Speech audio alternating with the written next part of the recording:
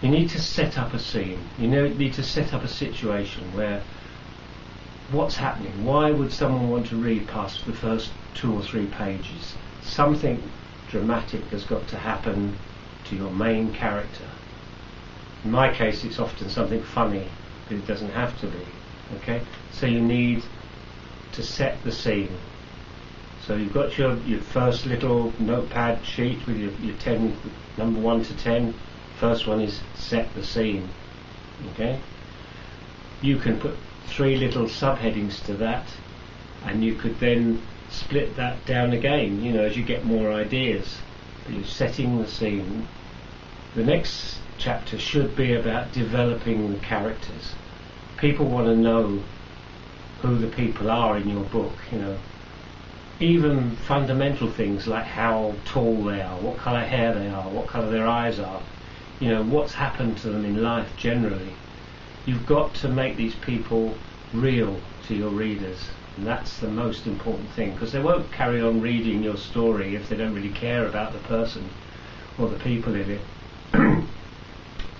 Right, so the second chapter really needs to be about the people in your book. The third chapter, you need to expand the situation.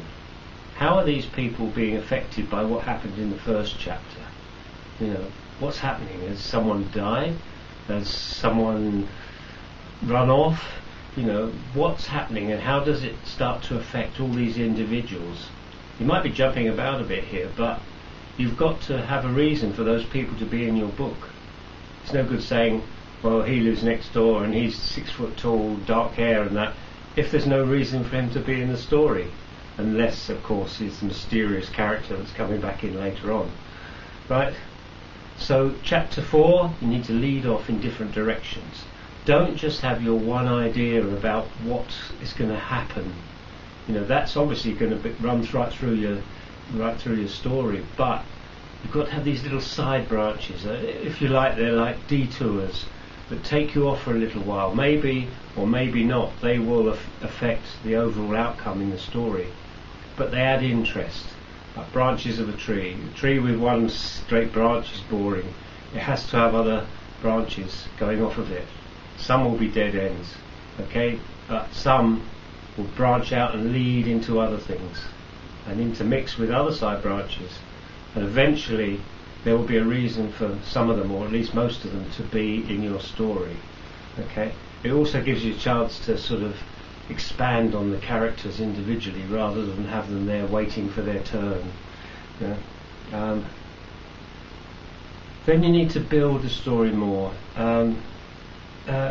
You need to sort of you could have a second plot, you could have a subplot going on, probably underlying the first plot. Again, it might not ever come together, it might be something totally different, but it's a bit of light relief, if you like, from ploughing forward along this murder trail, or this whatever it is that you've got going. You can add characters that have got a bit of humour, if you like, and so when it's all getting a bit heavy, you can take them off into different directions and have little side adventures which sort of lighten the mood, and then suddenly, wham, you're back in looking at your main thing again. Then your main characters have to fight themselves out of this pit that they've fallen into. So that's another chapter. How do they get this sorted? How do they come round to some sort of development that's going to eventually lead to a solution, that's eventually going to lead to a good ending? Well, hopefully it's a good ending. It doesn't have to be, but people tend to like nice endings. Now, I mean, most of these things, it seems to be about sort of a murder or a detective thing, but it doesn't have to be. Say, my books are about fun and about laughter. They're about antics that go on, and but terrible things can happen, even if you're laughing at them, to these people, as long as they don't actually come a real cropper in the end, and that at the end of the day it's all going to be laughter and fun, then you don't mind if they've fallen off the bridge or whatever happens, So they had to fight their way out. And it's very important that your character, specifically your main character, has developed through the book. Whatever they were like at the beginning, they don't want to be like at the end. They want to have learned from the experience. They want to be better people for it. They want to be different. Okay? They've got to develop. Not everybody, but at least your main character or main characters. They need to go somewhere in this book, achieve something, or be better for it, or worse for it. But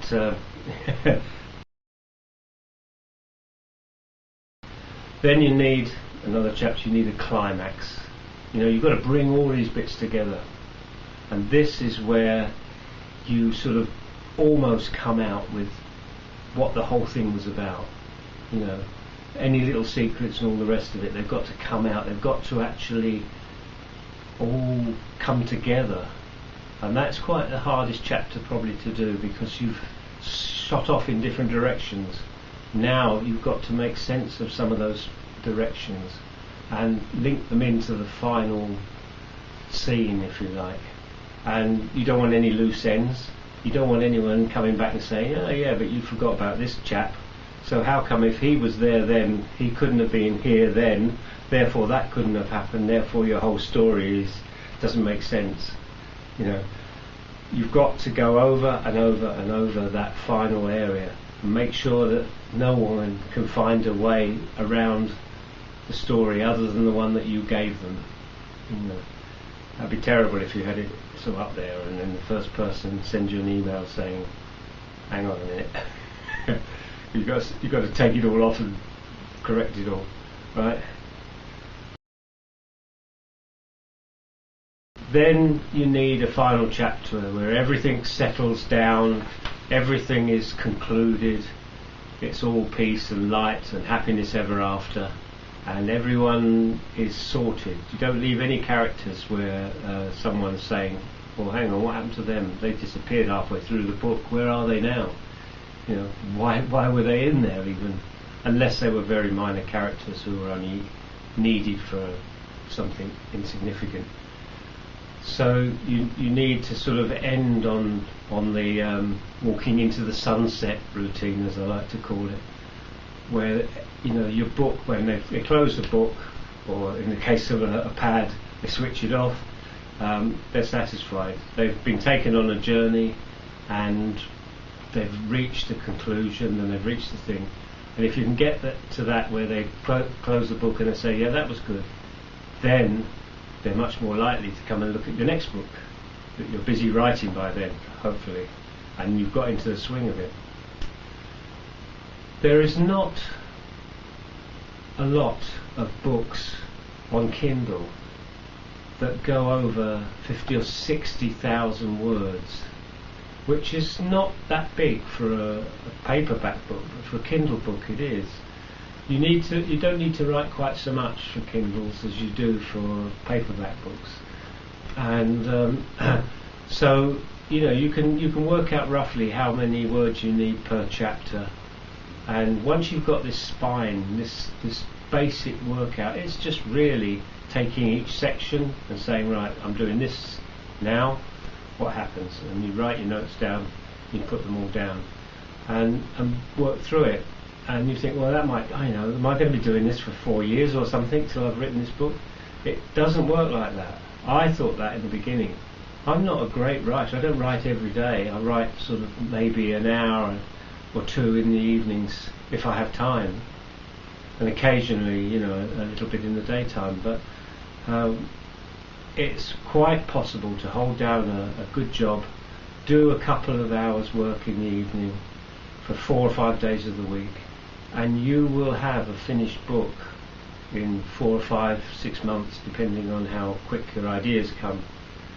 That means in 1 year from now, if you start today, you will have at least 2 books published on Kindle or one of the other sites, and you can go around saying, yeah, look, I've written this, you want to try reading it, here's the link to it.